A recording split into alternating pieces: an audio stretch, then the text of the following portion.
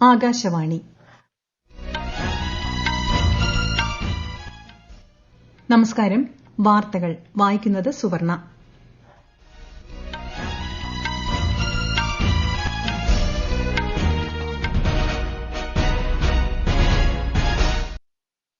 പ്രധാന വാർത്തകൾ. അന്താരാഷ്ട്ര വനിതാ ദിനം ആഘോഷിച്ച് രാജ്യം. ഇന്ത്യയെ വികസിത രാഷ്ട്രമാക്കുന്നതിൽ സ്ത്രീകൾക്ക് നിർണായക പങ്കെന്ന് രാഷ്ട്രപതി. സ്ത്രീകൾ നയിക്കുന്ന വികസനത്തിലേക്ക് ഇന്ത്യ മുന്നേറുകയാണെന്ന് പ്രധാനമന്ത്രി. പ്രധാനമന്ത്രി നരേന്ദ്രമോദിയുടെ 2 ദിവസത്തെ മൌറീഷ്യസ് സന്ദർശനത്തിന് ചൊവ്വാഴ്ച തുടക്കമാകും. കഴിഞ്ഞ 10 വർഷത്തിനിടെ രാജ്യത്തെ മെഡിക്കൽ കോളേജുകളുടെ എണ്ണത്തിൽ 101% വർധനയുണ്ടായതായി കേന്ദ്രമന്ത്രി ജെ.പി. നഡ്ഡ.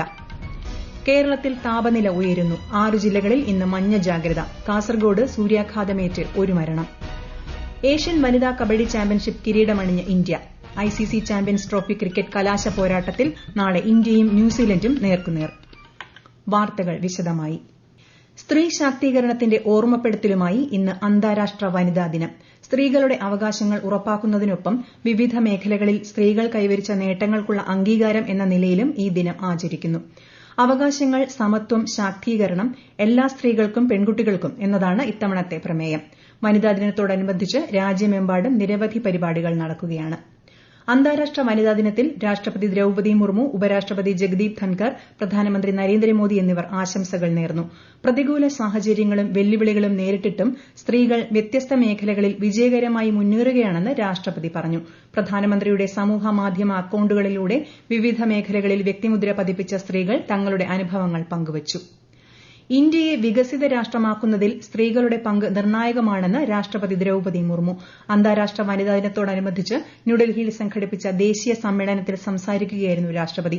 ലഖ്പതി ദീദി, നമോ ഡ്രോൺ പദ്ധതികൾ സ്ത്രീകളുടെ ഉയർച്ചയ്ക്ക് സഹായകമാകുമെന്നും ശ്രീമതി മുർമു പറഞ്ഞു. കേന്ദ്ര സർക്കാർ സ്ത്രീ ശാക്തീകരണത്തിന് പ്രതിജ്ഞാബദ്ധരാണെന്ന് പ്രധാനമന്ത്രി നരേന്ദ്രമോദി. അന്താരാഷ്ട്ര വനിതാ ദിനത്തോടനുബന്ധിച്ച് ഗുജറാത്തിലെ നവസാരിയിൽ നടന്ന ലഖ്പതി ദീദി സമ്മേളനത്തിൽ സംസാരിക്കുകയായിരുന്നു അദ്ദേഹം. സ്ത്രീകൾ നയിക്കുന്ന വികസനത്തിലേക്ക് ഇന്ത്യ മുന്നേറുകയാണെന്ന് പ്രധാനമന്ത്രി വ്യക്തമാക്കി. രാജ്യത്തുടനീളം ആയിരക്കണക്കിന് ശൌചാലയങ്ങൾ നിർമ്മിച്ചതിലൂടെ സ്ത്രീകളുടെ അന്തസ്സും സ്വകാര്യതയും ഉറപ്പാക്കുന്നതിനൊപ്പം അടിസ്ഥാന ശുചിത്വം ലഭ്യമാക്കിയെന്നും ശ്രീ മോദി പറഞ്ഞു. അടുത്ത 5 വർഷത്തിനുള്ളിൽ 3 കോടി ലഖ്പതി ദീദികളെ സൃഷ്ടിക്കാൻ കേന്ദ്ര സർക്കാർ ലക്ഷ്യമിടുന്നതായി പ്രധാനമന്ത്രി പ്രഖ്യാപിച്ചു. हमने देश की आर्थिक प्रगति के लिए इन करोड़ों महिलाओं की आमदनी बढ़ाने का संकल्प लिया. हम इन बहनों को लखपति दीदी बना रहे हैं. करीब 1.5 करोड़ महिलाएं ऐसी हैं जो लखपति दीदी बन चुकी है.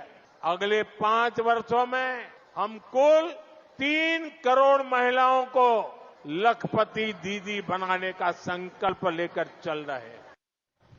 ചടങ്ങിൽ 25,000-ത്തിലധികം സ്വയം സഹായ സംഘങ്ങളിൽ നിന്നുള്ള 2.5 ലക്ഷത്തിലധികം സ്ത്രീകൾക്ക് 450 കോടി രൂപയുടെ സാമ്പത്തിക സഹായം പ്രധാനമന്ത്രി വിതരണം ചെയ്തു. പ്രധാനമന്ത്രി നരേന്ദ്രമോദിയുടെ 2 ദിവസത്തെ മൌറീഷ്യസ് സന്ദർശനം ചൊവ്വാഴ്ച ആരംഭിക്കും. മാർച്ച് 12-ന് മൌറീഷ്യസിന്റെ ദേശീയ ദിനാഘോഷങ്ങളിൽ പ്രധാനമന്ത്രി മുഖ്യ അതിഥിയാകുമെന്ന് വിദേശകാര്യ മന്ത്രാലയ വക്താവ് രൺധീർ ജയ്സ്വാൾ അറിയിച്ചു. സന്ദർശനവേളയിൽ മൌറീഷ്യസ് പ്രസിഡന്റ്, പ്രധാനമന്ത്രി തുടങ്ങിയവരുമായി ശ്രീ മോദി കൂടിക്കാഴ്ച നടത്തും. കഴിഞ്ഞ 10 വർഷത്തിനിടെ രാജ്യത്തെ മെഡിക്കൽ കോളേജുകളുടെ എണ്ണത്തിൽ 101% വർധനയുണ്ടായതായി കേന്ദ്ര ആരോഗ്യമന്ത്രി ജെ.പി. നഡ്ഡ. അടുത്ത 5 വർഷം കൊണ്ട് രാജ്യത്ത് 75,000 മെഡിക്കൽ സീറ്റുകൾ കൂടി കൂട്ടിച്ചേർക്കുമെന്നും കേന്ദ്രമന്ത്രി ന്യൂഡൽഹിയിൽ പറഞ്ഞു.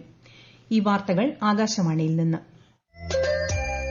ആകാശവാണി വാർത്തകളും വാർത്താ അധിഷ്ഠിത പരിപാടികളും all India radio news Thiruvananthapuram YouTube ചാനലിലും @all India radio news Thiruvananthapuram Facebook പേജിലും AIR ന്യൂസ് തിരുവനന്തപുരം ഇൻസ്റ്റഗ്രാം അക്കൌണ്ടിലും @AIR ന്യൂസ് TVM X ഹാൻഡിലും ലഭ്യമാണ്. കേരളത്തിലെ തൊഴിലിടങ്ങളിൽ സ്ത്രീ സുരക്ഷ ഉറപ്പാക്കാൻ പോഷ് ആക്ട് പ്രകാരം 95 സർക്കാർ വകുപ്പുകളിലെ 10-ൽ കൂടുതൽ ജീവനക്കാരുള്ള എല്ലാ സ്ഥാപനങ്ങളിലും ഇന്റേണൽ കമ്മിറ്റികൾ രൂപീകരിച്ചതായി മന്ത്രി വീണ ജോർജ്. സംസ്ഥാനതല വനിതാ ദിനാഘോഷം ഓൺലൈനായി ഉദ്ഘാടനം ചെയ്യുകയായിരുന്നു മന്ത്രി. ഇതോടൊപ്പം IT പാർക്കുകൾ, സ്വകാര്യ സ്ഥാപനങ്ങൾ എന്നിവയും IC കമ്മിറ്റികളുള്ള സ്ഥാപനങ്ങളാക്കി മാറ്റാനുള്ള ശ്രമമാണ് സർക്കാർ നടത്തുന്നതെന്നും മന്ത്രി പറഞ്ഞു.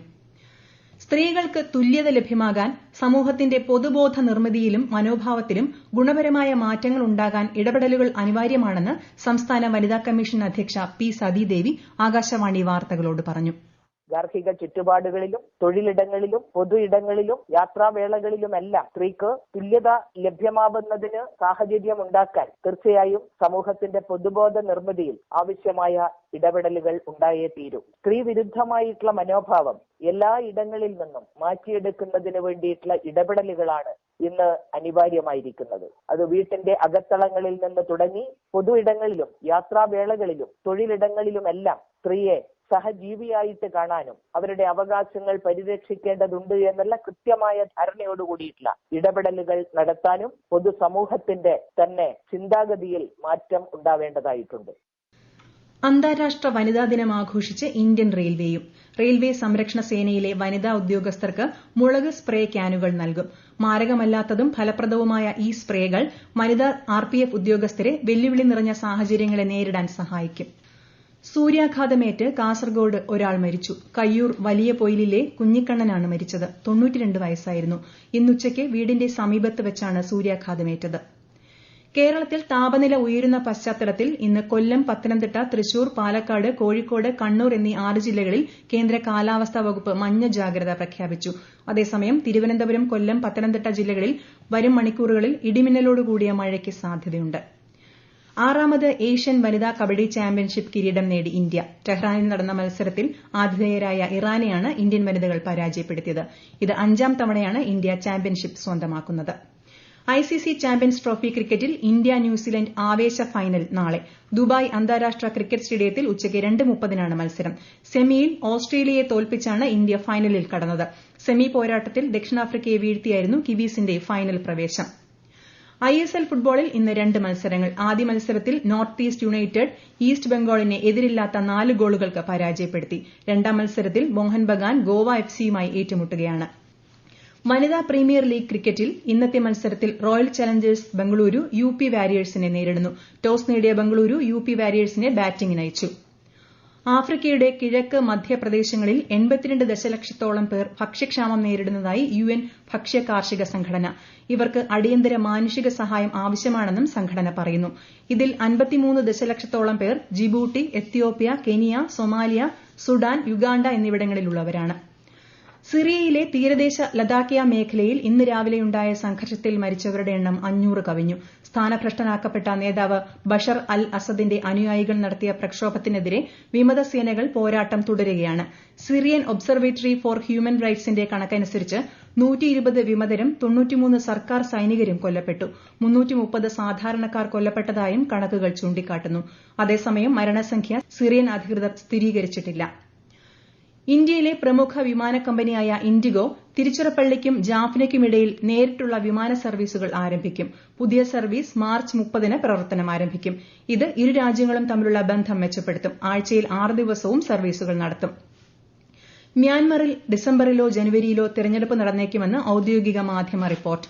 വോട്ടെടുപ്പ് സ്വതന്ത്രവും നീതിയുക്തവുമായി നടത്തുമെന്ന് സൈനിക നേതൃത്വം അറിയിച്ചതായി മാധ്യമങ്ങൾ റിപ്പോർട്ട് ചെയ്യുന്നു. 2021-ലെ പട്ടാള അട്ടിമറിക്ക് ശേഷം മ്യാൻമറിൽ നടക്കുന്ന ആദ്യ തെരഞ്ഞെടുപ്പാകും ഇത്.